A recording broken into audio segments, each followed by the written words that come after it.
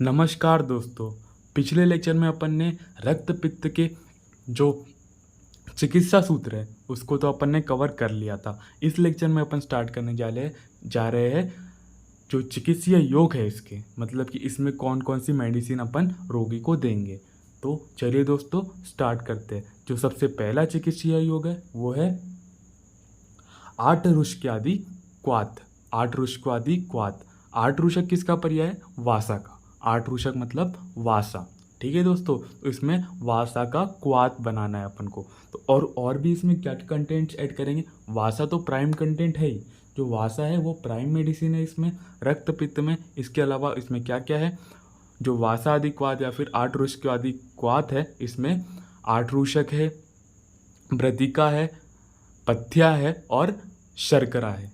आठरूषक, मृतिका, पथ्या और शर्करा। तो ये जो है इसमें तीनों दोष शामक द्रव्य है। मतलब कि जो पथ्या होती है, पथ्या क्या होती है? हरितिकी होती है।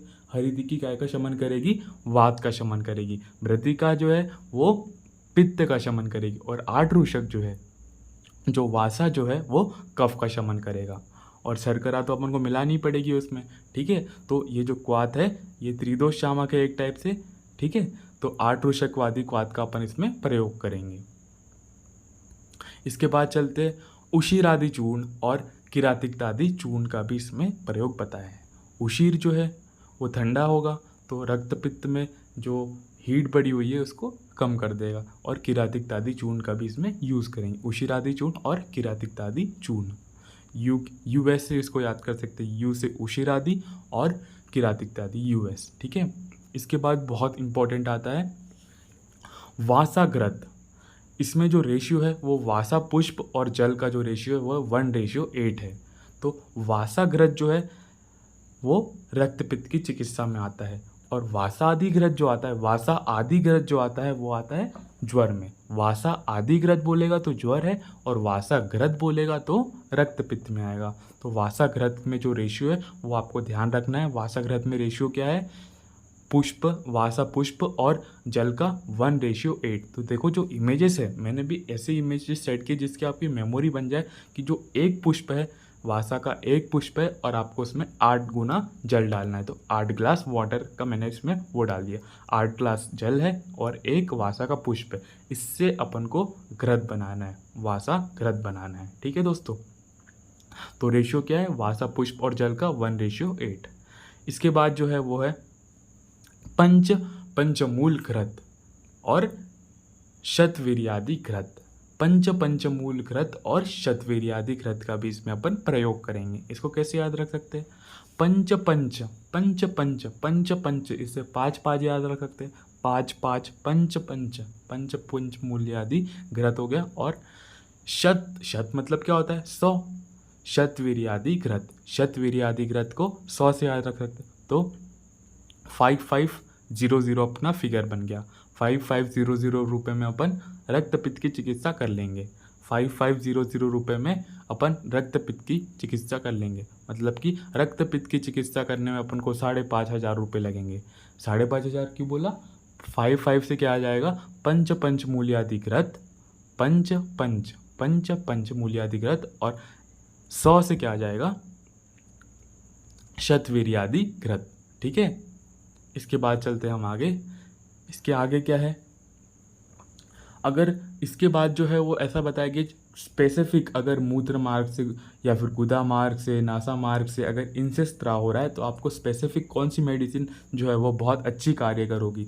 ये जो ऊपर वाले योग है ये तो काम करेंगे ही, लेकिन स्पेसिफिक कौन सी मेडिसिन जो है वो बहुत अच्छा इसमें रिजल्ट शो करेगी। अगर मूत्र मार्ग से रक्तपित्त हो रहा है, मूत्र मार्ग से रक्तपित्त का स्त्राव हो रहा है तो उसमें शतावरी क्षीर, गोक्षुर चूर्ण से साधित दूध अथवा चतुष्पर्णी से साधित दूध का प्रयोग करना चाहिए।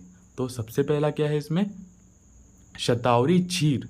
शतावरी है, देखो शतावरी का मैंने पिक्चर लगाया है और गोक्षुर का भी पिक्चर लगाया है। तो शतावरी क्षीर, गोक्षुर का चूर्ण से साधित दूध अथवा चतुष्पर्णी से साधित दूध।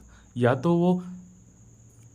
तो अपन ऐसा दूध बनाए जिसमें शतावरी का क्षीर भी डाल दे और गोक्षुर का चूर्ण भी डाल दे, ऐसा दूध बनाना है। या फिर चतुष्पर्णी से साधित दूध भी अपन पेशेंट को दे सकते हैं। ठीक है दोस्तों, इतना आपको याद हो गया। अगर मूत्र मार्ग से रक्त पित्त का स्त्राव हो रहा है तो शतावरी क्षीर और गोक्षुर से साधित दूध या फिर चतुष्पर्णी से साधित दूध का प्रयोग करना है। इसके बाद आ जाते हैं आगे, अगर गुदा मार्ग से हो रहा है रक्त पित्त, गुदा मार्ग से अगर रक्त पित्त का स्त्राव हो रहा है तो आपको क्या देना है, मोचक रस में साधित दूध अथवा वट शुंग में साधित दूध का प्रयोग करना है। ठीक है, तो जैसे कि गुदा मार्ग से स्त्राव हो रहा है तो मोचक रस जो होता है, मोचक रस से साधित दूध, यहाँ पर क्या आ गया, मोचक रस आ गया और वट शुंग आ गया। तो इसको ऐसे याद रख सकते हैं, गुदा में बड़ी मोच आएगी, गुदा में आएगी तो बड़ी मोच आएगी, गुदा में बड़ी मोच आएगी। बड़ी से आपको बड़ी से आपको वट शुंग याद रख लेना है और मोचक से मोचक रस, मोच से मोचक रस। तो गुदा में बड़ी से क्या याद रखना है, बट शुंग, बड़ी से बट शुंग और मोच से मोचक रस। तो गुदा में बड़ी मोच आएगी, ऐसे इसको याद रख लेना है। इसके बाद क्या है, नासागत रक्त में स्तंभन नस्य। देखो यहाँ पर अपन स्तंभन करवा रहे हैं, क्यों करवा रहे हैं, इसमें वहाँ पर जो लिखा था अपन ने, जो इसके पहले वाले लेक्चर में पढ़ा था कि स्तंभन नहीं करवाना है, स्तंभन पहले नहीं कराना है। मतलब कि इनिशियली आप चिकित्सा कर रहे हैं तब स्तंभन नहीं कराना है, लेकिन आप बाद में स्तंभन करा सकते हैं। मतलब कि एक बार उसको अपन ने ये सारे जो पथ्य आहार विहार दे दिए, उस अपन ने उसका रक्त मोक्षण करा दिया, विरेचन करा दिया, वमन करा दिया, ये सब काम करवा दिए, उसके बाद में अपन दे सकते हैं, लेकिन एकदम पहले ही नहीं देना है उसको। ठीक है, तो इसमें क्या है, नासागत रक्तपित्त में स्तंभन नस्य जो देंगे अपन, उसको काय से दे सकते हैं, या तो अपन उसको दाक्षा रस, या तो इच्छू रस, या फिर दूर्वा रस, प्लांदु मूल का रस, दाड़िम मूल का रस, दाड़िम पुष्प का रस, स्वरस और सारिवा का स्वरस, इससे अपन इसको स्तंभन करवा सकते हैं, स्तंभन नस्य दे सकते हैं। तो अपन इसको कैसे याद रख सकते हैं, देखो सारे जितने दिख रहे हैं ना, इसमें कषाय रस प्रधान, जैसे दूर्वा हो गया, ये भी कषाय रस प्रधान है, दाड़िम हो गया कषाय रस प्रधान है। ठीक है, और इसको जो ट्रिक है याद करने की वो है D3IPS। डी से क्या आ जाएगा, द्राक्षा दाड़िम धुरवा, दाक्षा दाड़िम धुरवा, D3 से आ जाएगा, मतलब 3 D वाले हैं, D3। I से क्या आ जाएगा, I से इच्छू रस आ जाएगा, इच्छू रस, और P से प्लांदु मूल स्वरस, और S से सारिवा।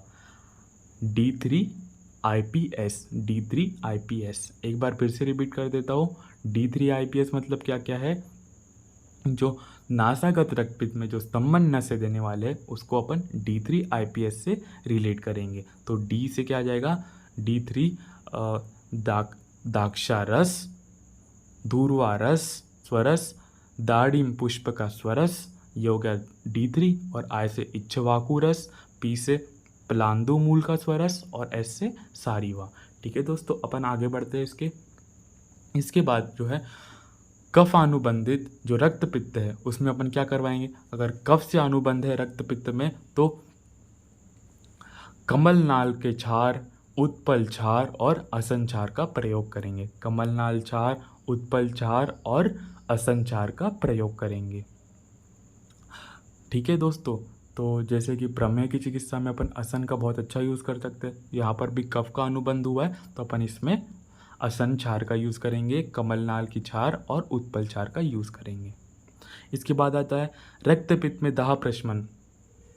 जो दाह प्रशमन होता है वो किससे होगा सबसे अच्छा, दाह के लिए अपन चंदन का यूज़ करेंगे, प्रयांगु का यूज़ करेंगे। तो रक्त पित्त में अगर दाह हुआ है, दाह तो होगा ही, तो उसमें रक्त पित्त में दाह प्रशमन चंदन व प्रियांगु लेप से वह सुंदर स्त्री का आलिंगन एवं मनो अनुकूल कथा का विधान है। मतलब कि जो ये राजा महाराजा जो होते थे पहले वाले, अगर उनको रक्तपित्त हो जाता था तो वो जो स्त्री का सेवन करते थे उनमें चंदन और प्रियांगु जो उन्हें शीतलता प्रदान करती थी उसका लेप कराकर सुंदर स्त्री का सेवन करते थे और मनो अनुकूल कथाएं सुनते थे जिससे उनका मन लगा रहे। ठीक है दोस्तों। इसके बाद आ जाते हैं रक्त पित्त में उरछत की चिकित्सा में विधि पूर्वक विविध सर्पी गुड़ का प्रयोग करना चाहिए।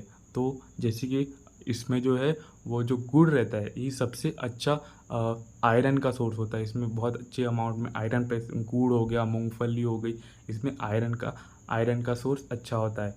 तो इसको अपन को जो उरा छत छीन वाली जो चिकित्सा है, मतलब कि इसका अगर उर का छत हो गया है तो अपन को रक्त पित्त में उरा छत छीन की चिकित्सा में सर्पी के साथ साथ गुड़ का उपयोग करना चाहिए। ठीक है दोस्तों, बस यहाँ पर ये कंप्लीट हो जाता है। नेक्स्ट चैप्टर अपन स्टार्ट करेंगे जो कि है गुल्म चिकित्सा। तो दोस्तों आज के लिए इतना ही। इसके जो लेक्चर के जो नोट्स हैं मैं बाद में अपलोड कर दूंगा, आप इस लेक्चर को देख सकते हैं फिर से। ठीक है दोस्तों।